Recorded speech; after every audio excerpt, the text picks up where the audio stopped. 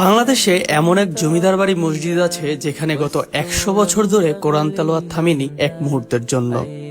ওয়াইলুল লিকুল্লি আফফাকিন আসিম ইয়াসমাউ আয়াতিল্লাহি তুতলা আলাইহি সুম্মা ইউসিরু মুস্তাকবিরান।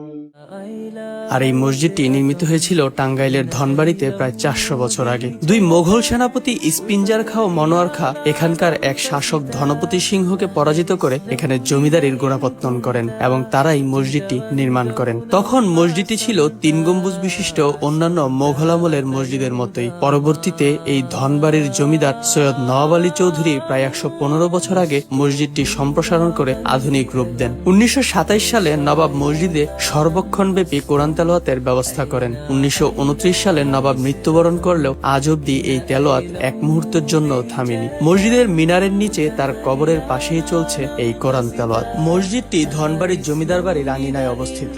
মসজিদের পাশেই রয়েছে তাদের পারিবারিক কবরস্থান। টাঙ্গাইলের ধনবাড়ি উপজেলা বাসস্ট্যান্ডে নেমে মিনিট 5 হাঁটলেই জমিদার বাড়ি মসজিদটি।